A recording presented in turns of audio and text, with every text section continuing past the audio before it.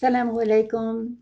Today's chapter is entitled من الشرك العستعاذة بغير الله. Ista'adha means to seek refuge in other than Allah. It's shirk. It begins with the ayah أعوذ بالله من الشيطان الرجيم بسم الله الرحمن الرحيم وأنه كان رجال من الإنس يعوذون برجال من الجن فزادوهم رهقا. This is in the Surah Jinn, verse 6. It's saying there was a man who sought refuge from the jinn, and it made him get worse. In other words, he didn't say anything about Allah. He just said he was afraid of jinn. So, يَعُوذُونَ بِرِجَالٍ مِنَ الْجِنِّ. It mentions here that in the old days of the old Arabs, they would go to a place that was new to them, and they would say, let me read the whole thing to you here because it's true. I guess it's what they used to do. We can't imagine it, but يلتجئون إليهم مما يخاذرون فيظنون أنهم يعيذونهم ولكن زادهم رهقا أي خوفا. وكان العرب, its prefaces saying, in the old days, this is what they used to do. And then it says, for example, كانت العرب في جاهلية إذا نزلوا في واد. The Arabs in the days of ignorance, when they went down into a valley, they would scream out, بِأَعْلَى أَصْوَاتِهِمْ, in their highest, loudest voice. And here is the proof of this. And it's not exactly a hadith. It says, من ذكر دعاء باب ما تعوذون من سوء القضاء. A saying. And it's from Khawla bint Hakim. She said, سمعت رسول الله صلى الله عليه وسلم يقول, I heard Prophet Muhammad say, من نزل منزلا فقال أعوذ بكلمات الله التامات من شر ما خلق. Prophet Muhammad said, if you are going into an area, this is what you should say. And I'll repeat it. أعوذ بكلمات الله التامات من شر ما خلق. I seek refuge in the words of Allah, the perfect words of Allah, from the evil that He created. لم يضره شيء. If you say that, nothing will harm you. حتى يرحل من منزله ذلك. And then you can go home and you will be safe. Yes, this is a hadith. It's from Muslim, found in the collection of Muslim. And it's in the section that's called من ذكر ودعاء. And the bab, the chapter of تعوذ من سوء قضاء. You're seeking to seek refuge in something bad that can happen to you.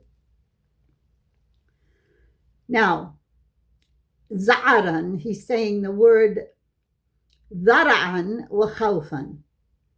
بل رهقا. Remember in the beginning we mentioned وزادوهم رهقا. When they called on someone other than Allah, they got worse. The fear became ashad. If they had not said anything, it would have been better off. But because they sought refuge in other than Allah, the fear grew worse. And that's why it's so important to know these adhkar, dua, that when you find yourself in a situation, you know what to do. And it says here, this word, da'ar, wal khawf, they both mean fear. fil qulub. It begins in your heart. Then rahaqa fil abdan. So when Allah said it increased them, rahaqa, that would mean in your body. وهذه الآية, this verse, تدل عن الاستعاذة بالجن حرام. It's forbidden for you to seek refuge in jinn. لأنها لا يفيد المستعيذ. It's not going to help the person seeking refuge. بل تزيده رهقا. It does the opposite. It makes it worse.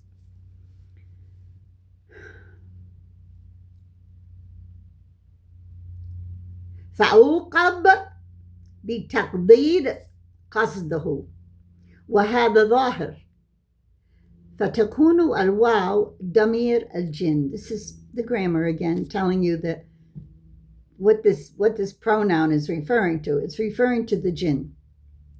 والها, this pronoun, is referring to the ins.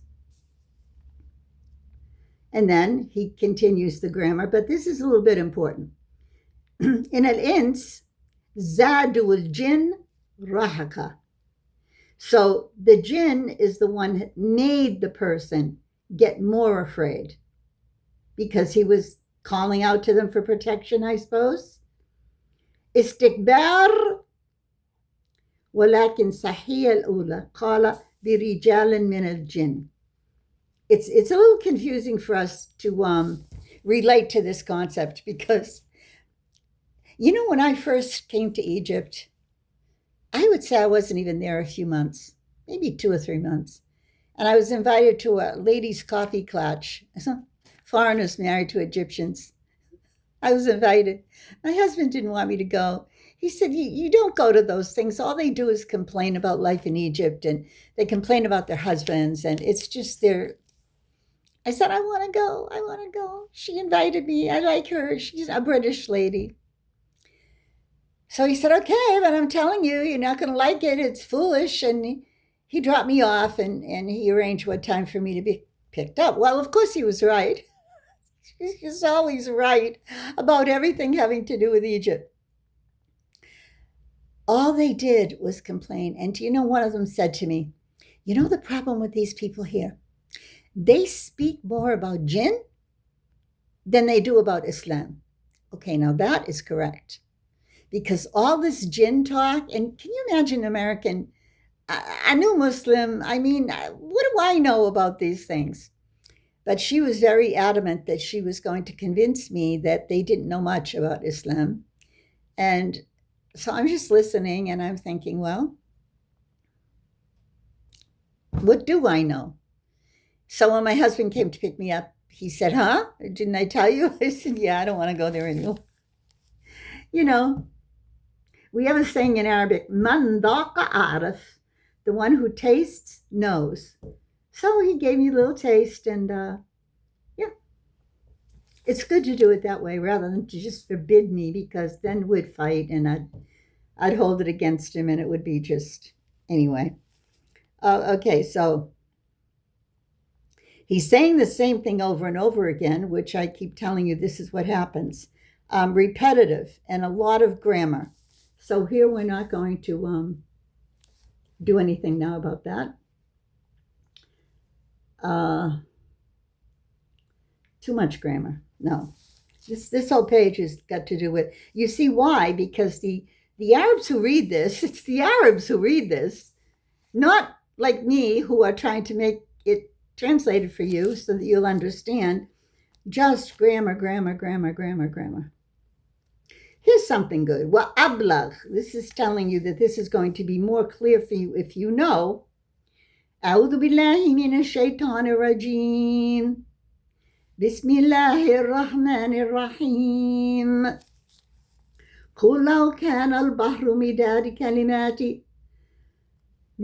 كلمات ربه لا نفذ البحر قبل أن تنفذ كلمات ربه ولو جئنا بمثله مددا. Surah Al-Kahf. And then another one, almost the same, but a little bit different. And I will explain to you the translation of both of them. The first one says, قُلْ لَوْ كَانَ الْبَحْرُ مِدَادَ كَلِمَاتٍ. If the oceans were filled to the brim with the words of Allah. The next one begins with, وَلَوْ أَنَّمَا فِي الْأَرْضِ مِنْ شَجَرَةٍ أَقْلَامٌ وَالْبَحْرُ يَمُدُّهُ مِنْ بَعْدِ سَبْعِ أَبْحُرٍ مَا نَفِدَتْ كَلِمَاتِ اللَّهِ. And this is in Surah Luqman. So in these two passages of Quran that I just gave you, the essence here is they're referring to the kalimat Rabbi, kalimat Allah. They're referring to Allah's words. And why is that? Because in the preceding reference, the hadith, that Prophet Muhammad was teaching you, when you go somewhere and you're feeling nervous, you must say, أعوذ بكلمات الله تامات من شر ما خلق. So you're going to ask Allah by His perfect words to protect you. And the kalimat here is kauniya wa shar'iyya. It means it's a definite reference to what is allowed to do in the Sharia, in those who know well, and in the kauniya of those who know that it's going to happen to you, bi qadar. Whatever is going to happen to you is going to happen to you. But you're advised to take your precautions in the words of Allah. You're not just going to go blindly wandering in there now that you're a Muslim and say, oh, I'm afraid, Allah, please help me. Not now, because now you know what to do. You're going to use the words of Allah. And it makes you feel better. It really does make you feel that it's working. The same thing here, once again, grammar. And then he's saying that the tamam of kalam, it means sidq fil akhbar. You recognize the truth when you hear it from the akhbar. That's what's translated to you. You recognize it. And then al-adl fil ahkam. And you recognize the fairness in the judgment here. And so they're going to give you another proof of that, another verse.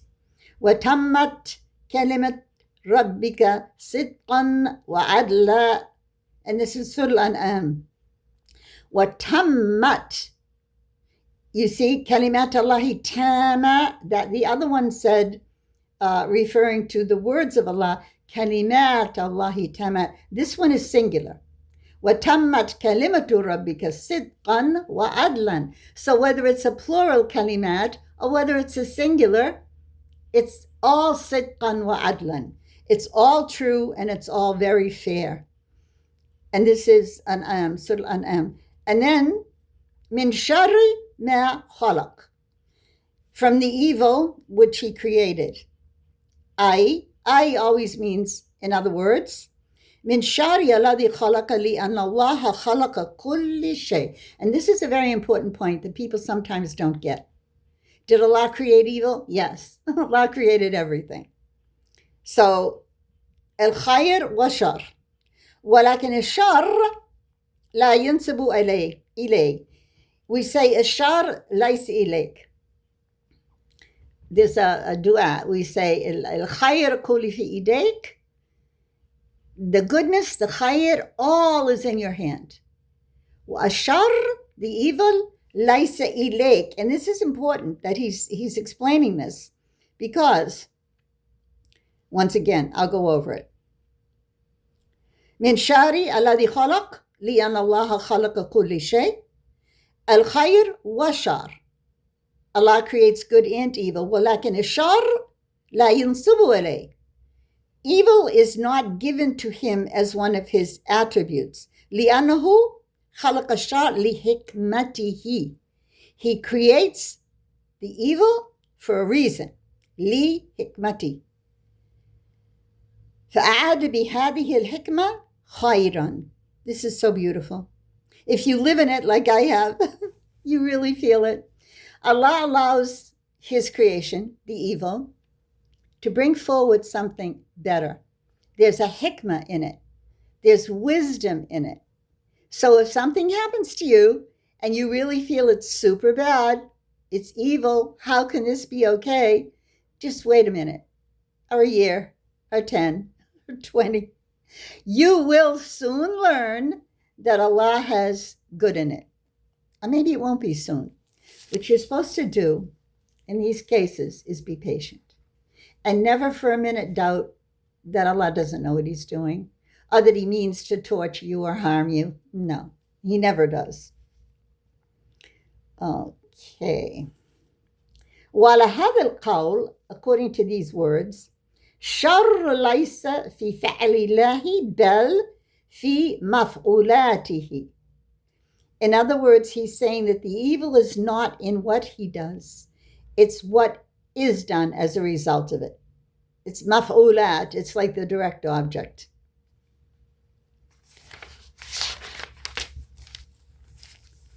You know, there's no more Quran, and well, maybe, yeah, no.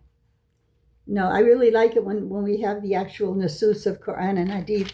But in this case, we're having a lot more of grammar. This whole page is grammar. And this whole page is saying the same thing. In other words, كلام الله من صفاته غير مخلوق لأن الاستعاذة بالمخلوق لا يجوز في مثل هذا الأمر. He's saying if you're trying to seek refuge in anything that is makhluk, created, you can't, because it's not going to work. لا يجوز مثل هذا الأمر ولو كانت كلمات مخلوقة ما أرشد النبي صلى الله عليه وسلم إلا استياذ به. So Prophet Muhammad didn't point to anything other than the words of Allah that you are going to use in this case. Now we have here dua for the sick. This is a hadith. He's beginning. ولهذا كان المراد من كلام المؤلف, the author says, الاستعاذة بغير الله أي أو صفة من صفاته. It's not going to be. وفي حديث أعوذ بعزة الله وقدرته من شر ما أجد وأحاذر. MashaAllah. This is the dua for the sick. And this is in the collection of hadith of Imam Muslim. And I went over this with you, I think, the last lesson or the previous lesson. We say, A'udhu. Another rawi, the one I said to you was, A'udhu bi kalimat Allahi tamat. Remember? This one says, A'udhu bi izzati Allahi wa qudrati min shari ma ajidu wa hadar. I left out the izzah because, you'll find that these dua, they often will have a word or two added or subtracted. It's true, but they mean the same thing.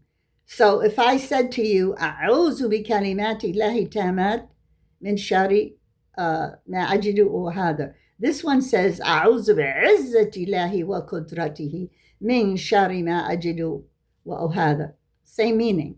I seek refuge in Allah and His mighty words from the evil that I find or that I fear I will find.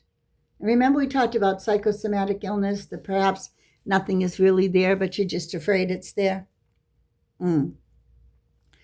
Okay, and here.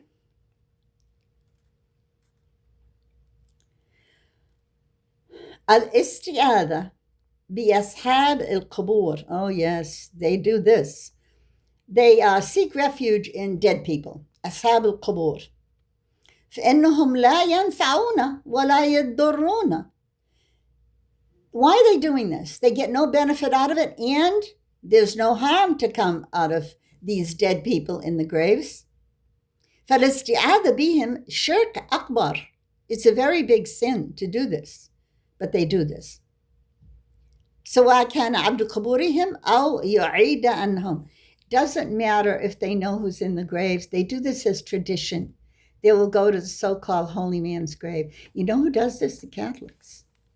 They call them the saints' graves. That's why I tell you there's so much Sufi in Catholicism. They resemble each other very much. Okay.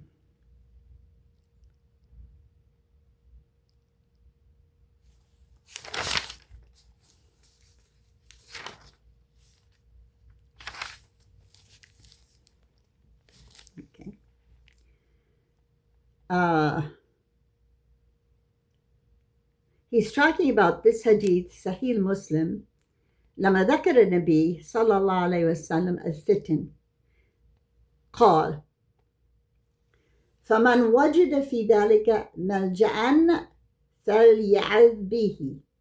So anyone who finds this fitna, or fitan plural, it means a source of strife or a problem for people. If this is making a fitna, or a plural fitan, which it does, فَمَنْ وَجِدَ فِي ذَلِكَ مَلْجَأً, and people are finding in this, the malja. You know, malja is the word for the orphanage. When they put the children in the malja, it's the orphanage. The children don't have anyone. And he's saying, فَلْيَعْرِضْ بِهِ, don't feel that you're making isti'adh of this because it's not correct. You only make isti'adh billahi. Here we are. وَكَذَلِكَ قِصَّةَ الْمَرْأَةِ الَّتِي عَادَتْ بِأُمْ سَلْمَةَ. We have a story about a woman who made isti'adh by a woman, Salma, a holy woman. وَالْغُلَامِ الَّذِي عَادَ بِنَبِي. And there was a boy who did it. He made isti'adha of the Prophet Muhammad. وَكَذَلِكَ فِي قِصَّةِ الَّذِينَ يَسْتَعِذُونَ بِالْحَرَمِ وَالْكَعْبَةِ. Moreover, people make isti'adha on the pyramids and on the Kaaba. وَمَا أَشْبَهَ ذَلِكَ, and so forth.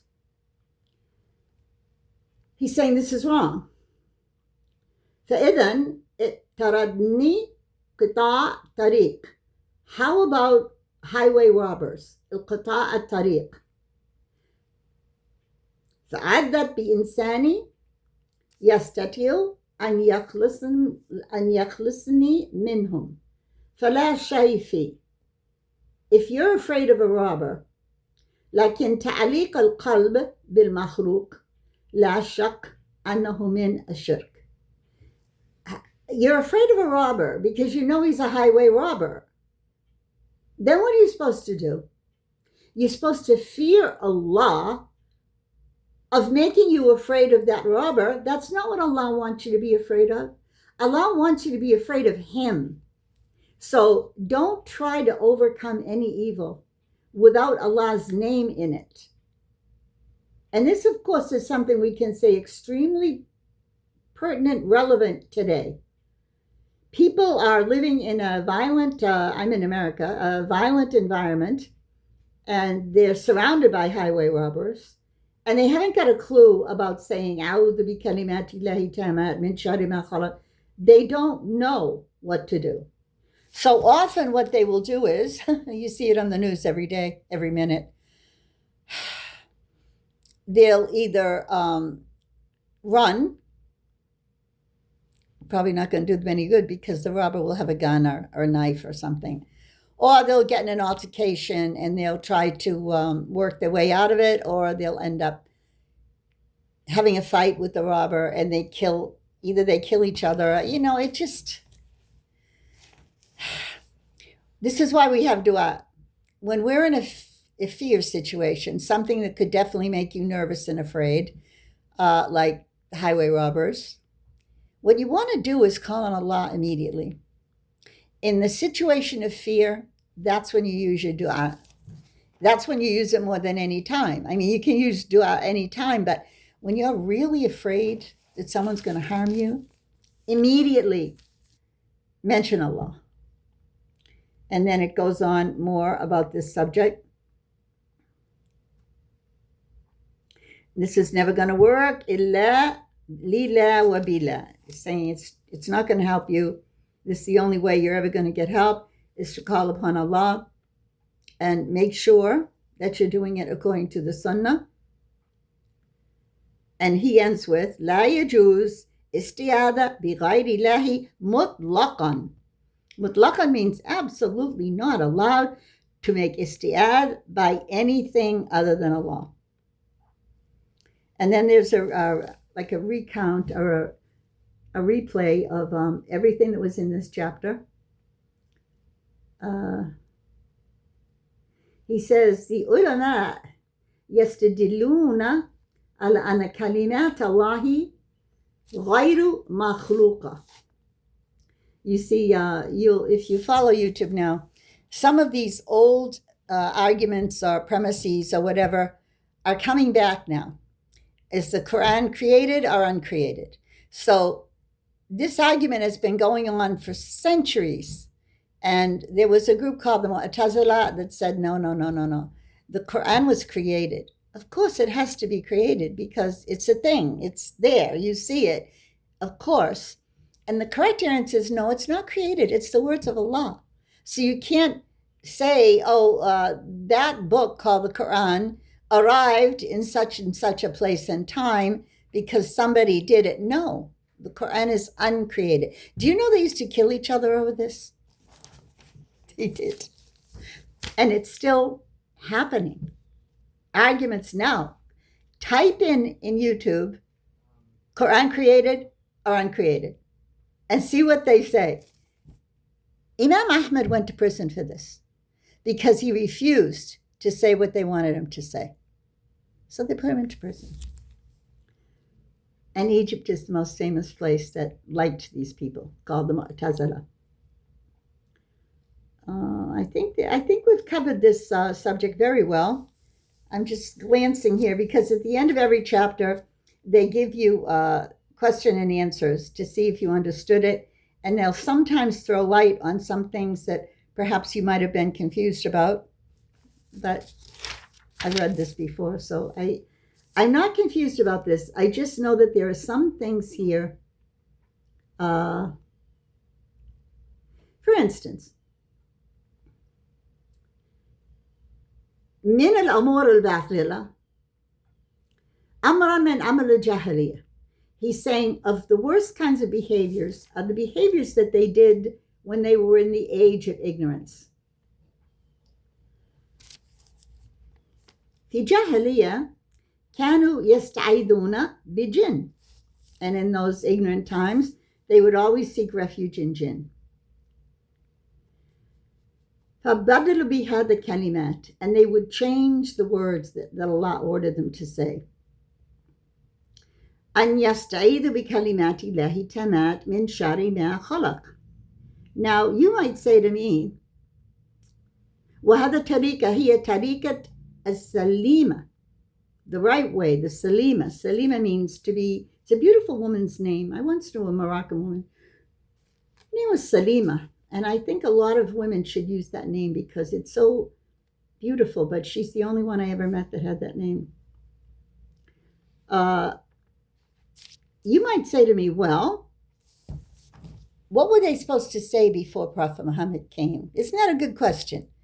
If we're told to say, Prophet Muhammad taught us to say, A'udhu bi kalimati llahi tamat, the words of Allah that are complete and perfect.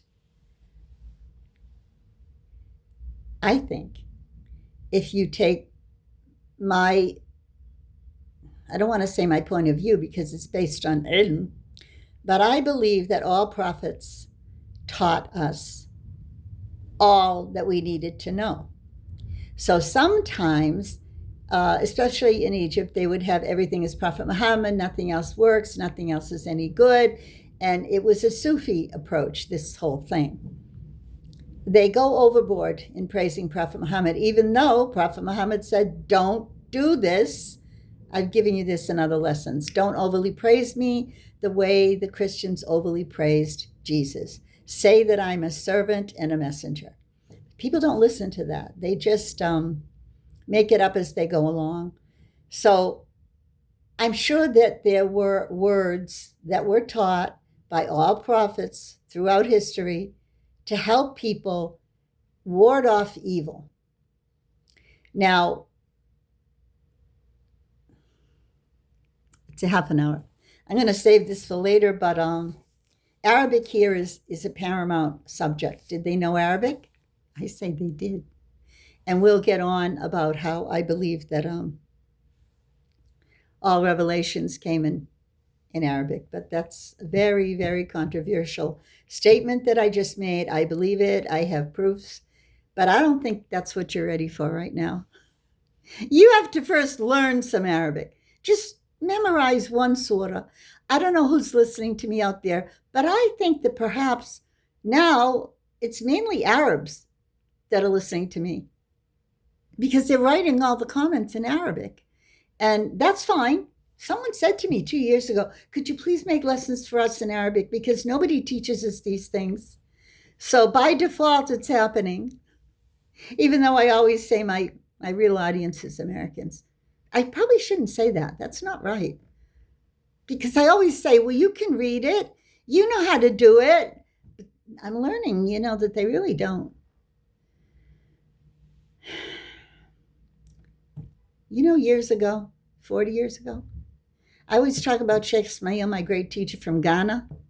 He said, you're going to teach the Arabs Arabic. I didn't know Arabic then. This is called farasat al-mu'min. People who have deep belief, they know things. And it's the truth. It's called farasat al-mu'min. It's in the sunnah. Assalamu alaikum wa rahmatullahi wa barakatuh.